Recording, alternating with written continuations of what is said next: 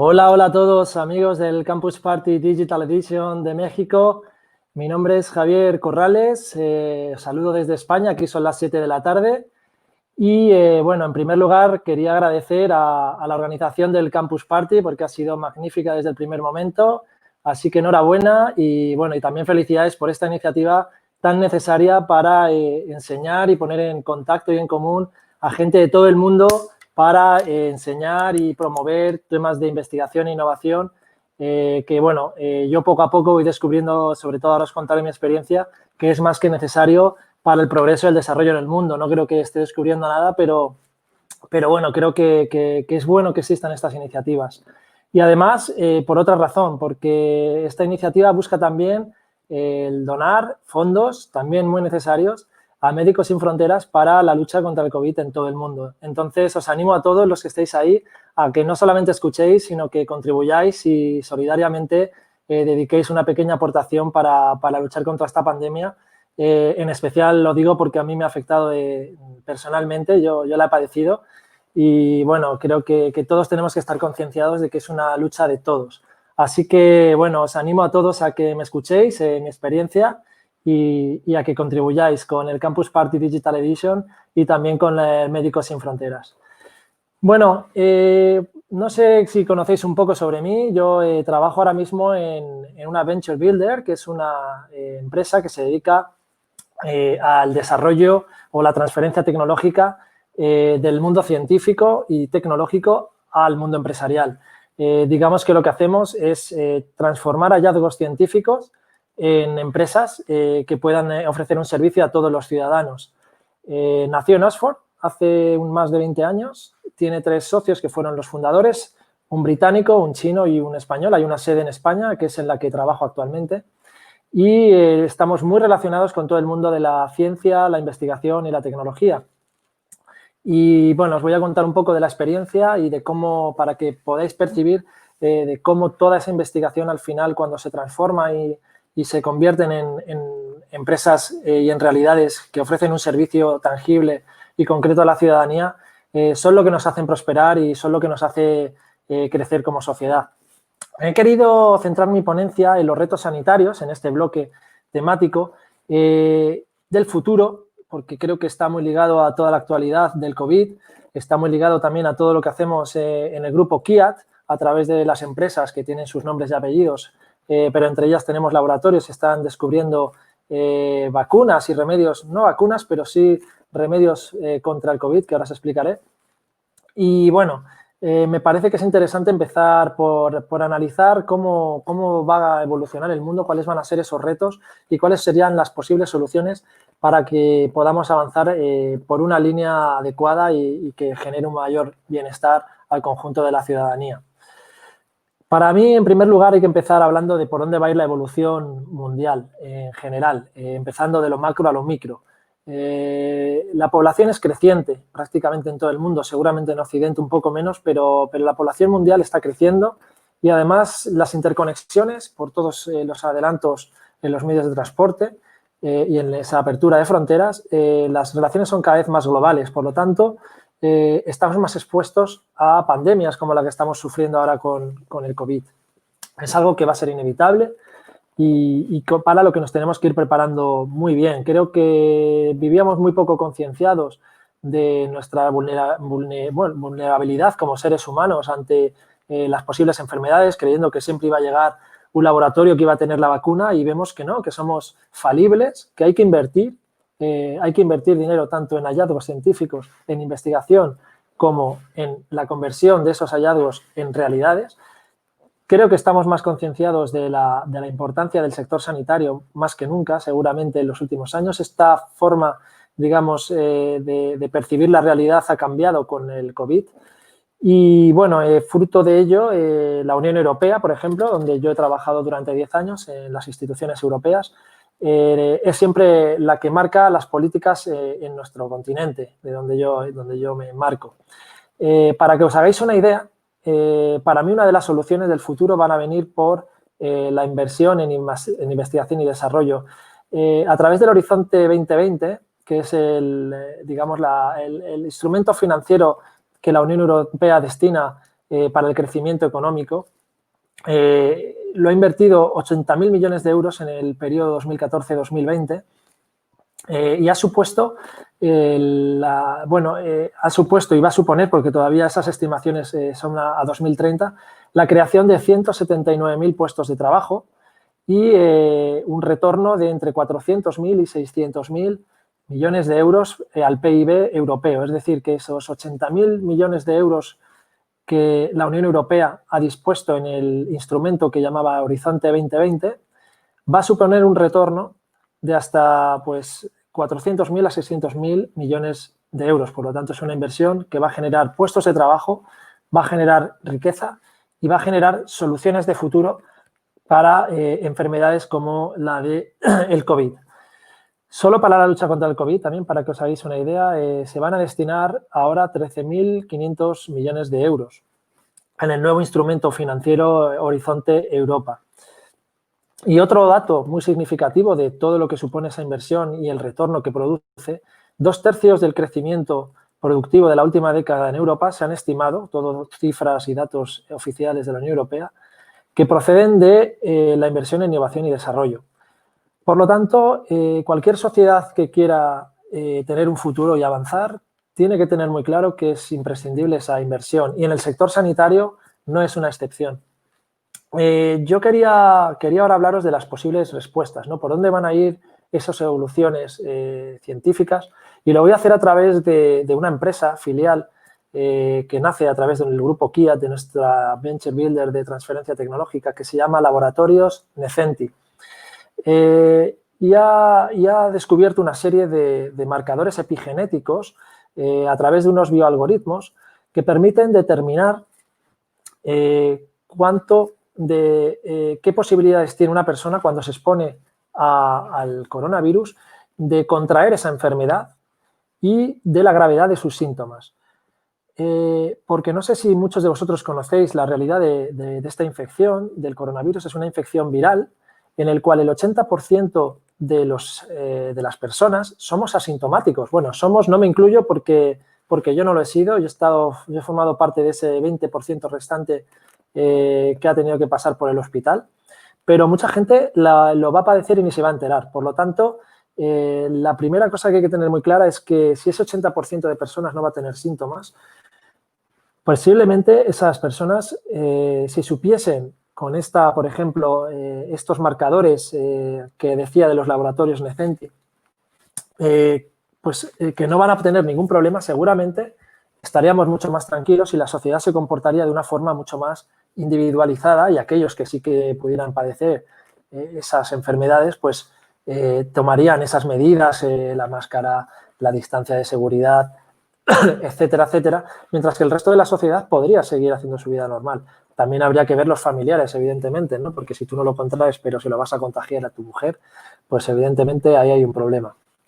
Pero bueno, al final lo que quiero decir es que todo esto que estoy hablando, estos descubrimientos, estos hallazgos, se consiguen a través de la epigenética. La epigenética es esa ciencia que estudia los cambios que no dependen de la secuencia de bases del ADN, es decir, de muchos otros factores que a lo largo de nuestras vidas van a nivel molecular a afectar a nuestras defensas, a nuestro sistema inmunológico, pero que en realidad no están afectando a nuestro ADN y por eso se generan esas diferencias entre unas personas y otras. Ahora mismo la mayoría de los gobiernos mundiales están optando por dos vías, ¿no? La vía de buscar una vacuna a largo plazo y mientras tanto prevenir con medidas de aislamiento y esas medidas que son al final pues epigenéticas de alguna manera, ¿no? Porque son medidas de quedarte en casa, de ponerte la máscara de seguridad, etcétera, etcétera, para ver si en un futuro aparece la vacuna. Y otros están optando, como Brasil, algunos países nórdicos como Suecia, por la llamada inmunidad colectiva, que desde mi punto de vista es poco ética, porque al final lo que estás haciendo es esperar a que se contagie mucha gente para que todos contraigan, al final estén inmunizados, pero por el camino muchos pues lo pasen mal e incluso puedan padecer. Reino Unido, aparte de que a mí me parece poco ético, porque por el camino pues pones en peligro a mucha gente, pero Reino Unido rectificó al ver el gran número de contagiados, y en Suecia pues han tenido unos casos muchísimo más graves que el resto de vecinos también de los países bálticos.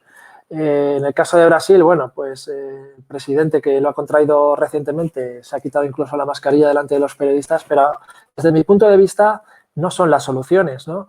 Mientras esperamos la vacuna, yo creo que una posible solución debería de ir por esas medidas preventivas que se pueden lograr también haciéndolas o individualizándolas a través del conocimiento de tu predisposición a contraer la enfermedad o a desarrollar una gravedad determinada de esos síntomas.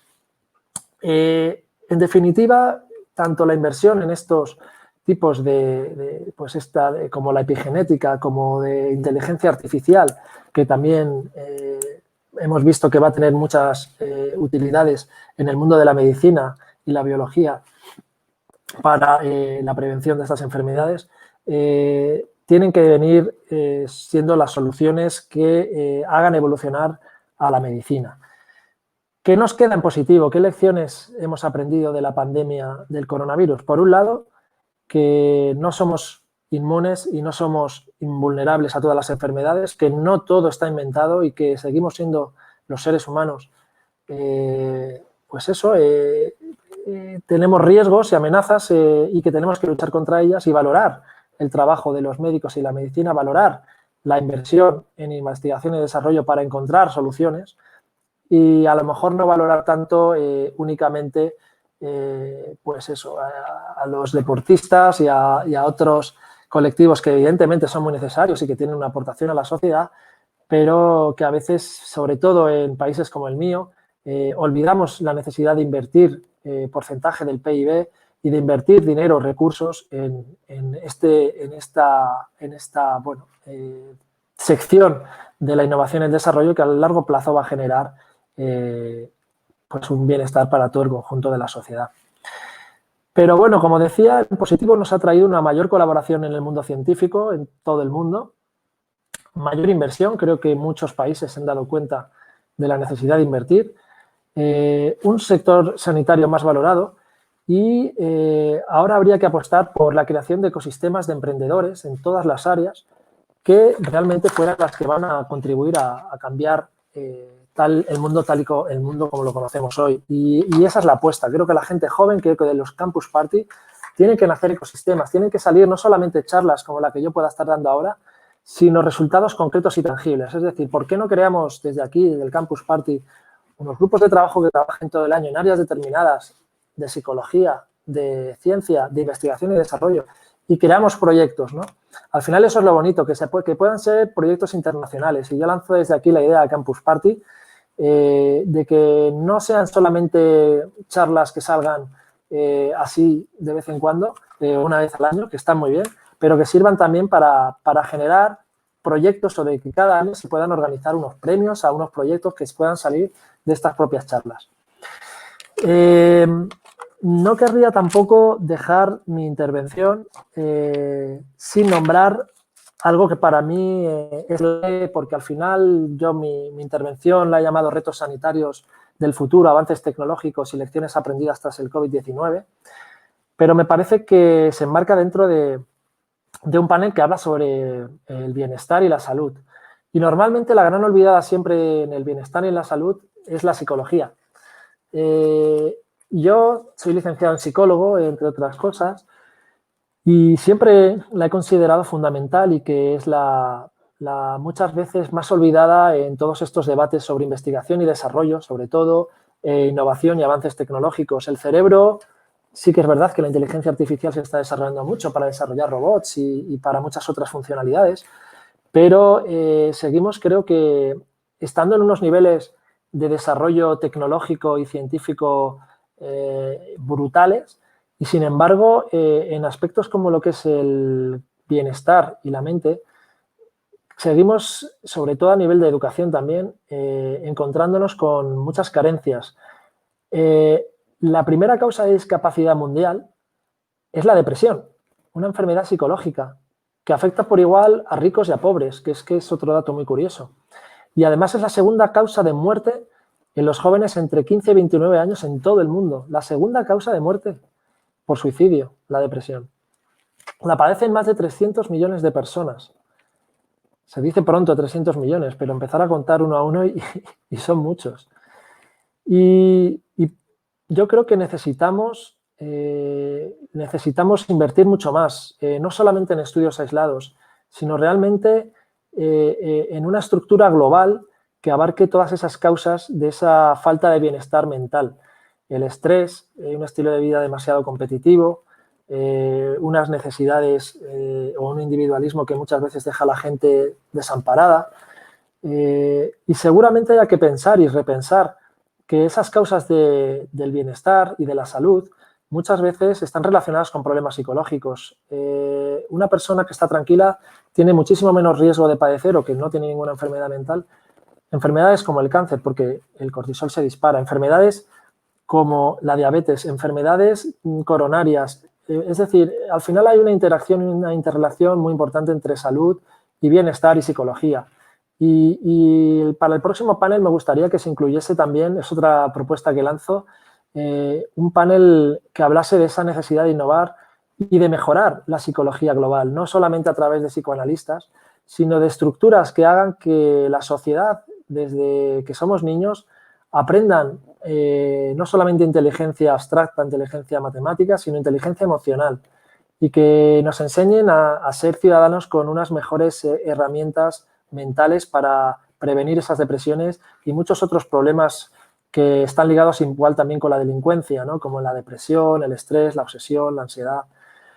Por lo tanto, como último mensaje, y termino, hay que invertir mucho en I+D en el mundo de la salud, con esos avances en epigenética, en inteligencia artificial y muchas otras muchas más soluciones científicas, pero también hay que poner esa pata de la psicología encima de la mesa, porque realmente es preocupante que sea la segunda causa de muerte y la primera causa de discapacidad mundial. Seguramente para el Campus Party Digital Edition de México quiero lanzar un mensaje a toda América Latina, porque yo siempre pienso mucho en el bienestar y en la salud y entre otras cosas porque tenemos la fortuna, ¿no?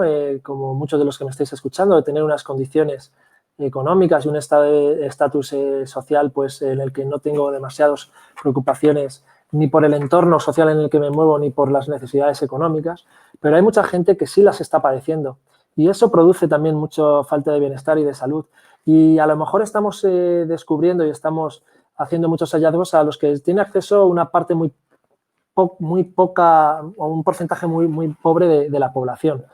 Por lo tanto, si queremos hablar de avances tecnológicos y de retos sanitarios, el primero es hacerlo accesible a todo el mundo y universalizarlo. Hay que invertir, pero esa inversión tiene que llegar a todo el mundo y hacer esas donaciones a Médicos Sin Fronteras, que vuelvo a reiterar, pero hacerlas para que lleguen a todos. Y necesitamos sociedades más igualitarias y tiene que haber una revolución. Igual lo voy a llamar reforma, pero tienen que cambiar las bases y tienen que cambiar las cosas para que esas sociedades sean más igualitarias y entonces haya menos delincuencia, haya más felicidad y que pensemos más en que esos medidores del PIB y de los índices de avances científicos no son nada si no son accesibles y universalizables a todo el conjunto de la población. Empecemos a incorporar también ese concepto de la felicidad interior bruta, que ha habido muchas iniciativas, pero siempre se han quedado en el aire por falta de consenso y por la realidad imperante de nuestro sistema. No soy un transgresor tal cual, no soy comunista, no soy tampoco una persona que sea naif, pero sí que creo que son los soñadores y los idealistas los que hacen cambiar a las sociedades en todo. En la ciencia tienes que creer en tus proyectos, pero también en la política y en lo social. Entonces, animo a todo el mundo a que estos cambios del futuro vengan por ser más soñadores, menos egoístas y por intentar entre todos cambiar las cosas desde ya. Un saludo y os dejo para las preguntas y respuestas, que me quedan 10 minutos. Muchas gracias.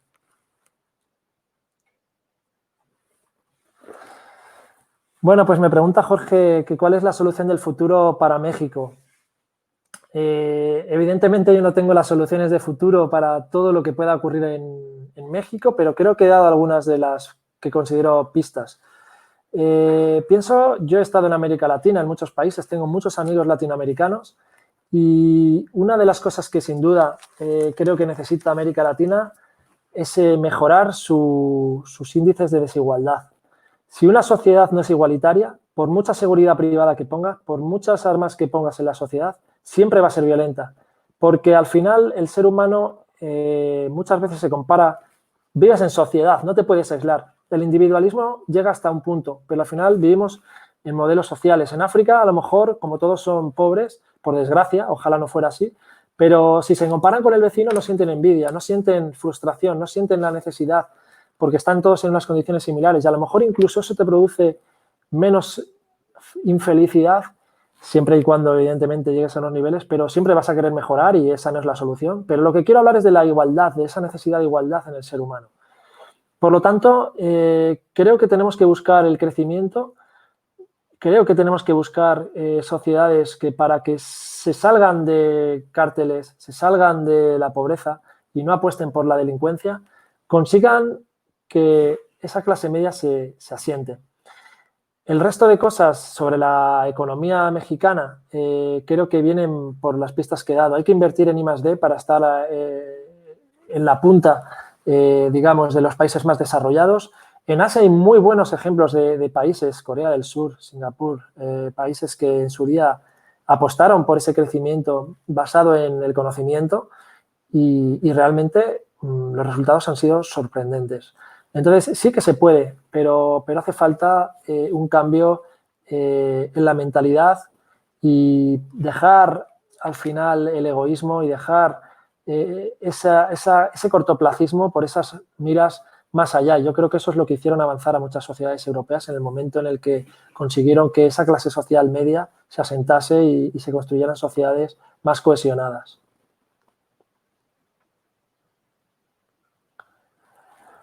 Pregunta Alison, ¿cómo puedo hacer mancuerna de lo político sin involucrarme en algún partido político? Bueno, pues muchas gracias, Alison, también por escuchar y por tu reflexión. Yo creo que en lo político podemos participar siempre sin necesidad de estar en un partido. Yo he estado trabajando 5 años en el Parlamento Europeo, he trabajado para partidos políticos.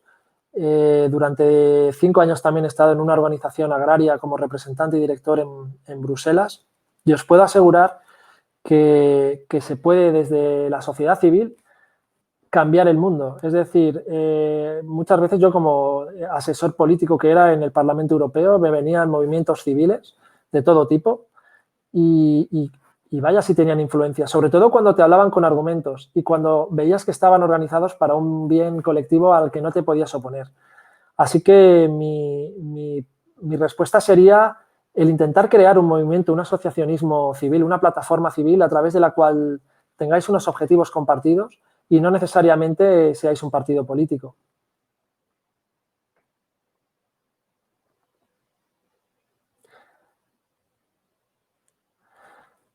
Hola María Antonia, me pides 5 ideas para cambiar el mundo post-COVID. Muchas gracias por la pregunta. Pues mira, volviendo a sintetizar un poco lo que he comentado, creo que la primera idea para cambiar el mundo post-COVID es concienciación de que de estas pandemias, de estas situaciones, solo se salen con más investigación y desarrollo, con más unidad del mundo científico y del mundo académico por buscar soluciones globales más potentes, porque muchas veces políticamente, porque un país quiere destacar, nos cerramos. Hay países que ahora están cerrando sus ideas. A mí me parece que no es la solución, me parece que compartiendo, como estamos haciendo ahora vosotros y nosotros, todos los países ganamos en conocimiento, y creo que somos más la gente bien intencionada que la gente que no lo es, pero creo que cuando llegas al poder te entras en una competencia con los partidos de la oposición que muchas veces te impiden pensar en ese bien común y solo piensas en el bien de tu partido o en el bien de tus intereses. Y eso se cambia con personas con ideales, con grandes líderes que tengan esa visión, y eso es lo que hace cambiar, y eso se consigue con educación y de verdad con mentalidad de que las cosas se pueden cambiar. La tercera idea para cambiar el mundo, desde mi punto de vista, sería crear sociedades más igualitarias. Repito que para mí hoy en día el mundo carece de algo muy necesario. Yo vengo de una sociedad donde existe bastante clase media, tenemos unas buenas condiciones, sobre todo en Europa, pero cuando he viajado me he dado cuenta realmente de que algunos son los privilegiados mientras otros viven en la ruina. Muchas veces se dice que es por circunstancias de que unos trabajan más que otros, pero realmente no siempre hay igualdad de oportunidades, no siempre unos se pueden pagar ni viven en unos contextos sociales determinados. Creo que al final eso también hace avanzar a las sociedades. Entonces esa sería otra pata que yo considero fundamental. Y la quinta y última, como digo, creo que el post-COVID también nos ha traído una mayor tensión psicológica. Hay mucha gente que ha padecido pues, ese miedo, esa ansiedad. Mucha gente ha estado pasándola sola en casa, ha estado pasándola con miedo, ha reducido mucho sus entornos sociales. Y me parece que esa inversión también en psicología, cambiando la psicología y haciendo a gente más inteligente emocionalmente, vamos a conseguir más felicidad y bienestar y más salud a la postre.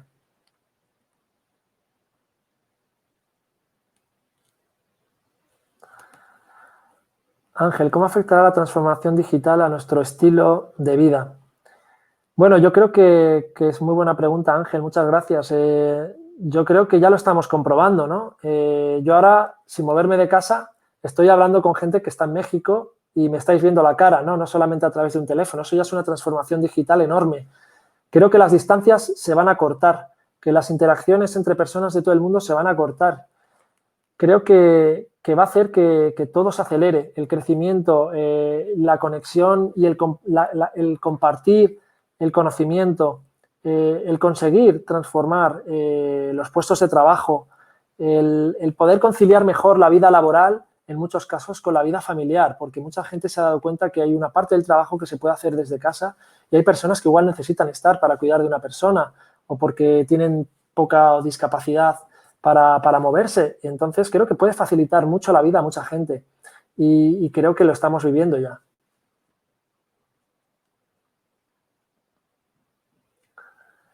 Jocelyn, si pudieras cambiar algo en el mundo, ¿qué sería y cómo lo harías? Muchas gracias, Jocelyn. Pues si pudiese cambiar algo,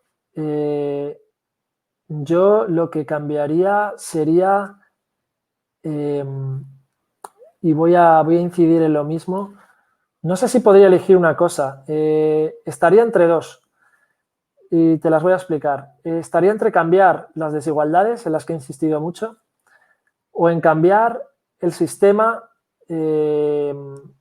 educativo. Creo que el sistema educativo tiene que privilegiar dos cosas. Por un lado, que las personas aprendamos no solamente valores de lo bueno y lo malo, sino, como repito, a querernos a nosotros mismos, a ganar en autoestima. Creo que los sistemas educativos de la mayor parte del mundo nos enseñan matemáticas, lengua, literatura, conocimientos, geografía, historia, y no nos enseñan realmente a querernos a nosotros mismos y a querer al vecino, a saber interactuar y a saber tener esa inteligencia emocional. Y creo que eso cambiaría mucho nuestras relaciones y cambiaría a la postre, porque somos seres humanos, somos seres sociales y eso no lo podemos evitar. El individualismo, yo soy fiel defensor porque creo que también tenemos que respetarlo, pero siempre enmarcado dentro de las comunidades en donde vivimos y por lo tanto siempre hay con un factor social importante. Y por otro lado, si cambiase algo, sería, como digo, esa desigualdad, porque creo que es lo que muchas veces nos lleva a la delincuencia, lo que muchas veces nos lleva a la inseguridad y a la infelicidad en muchos casos.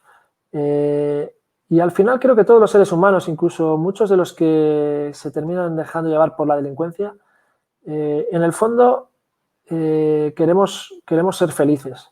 Y evidentemente siempre habrá excepciones, pero siempre generalizo a la gran mayoría. Sé que se está saliendo un poco el tema de lo que es transformación digital, de lo que es innovación y desarrollo, pero creo que está muy ligado a lo que es bienestar y salud. Y creo que al final todo tiene un nexo de conexión y hay que verlo en su contexto más amplio. Por eso lo menciono.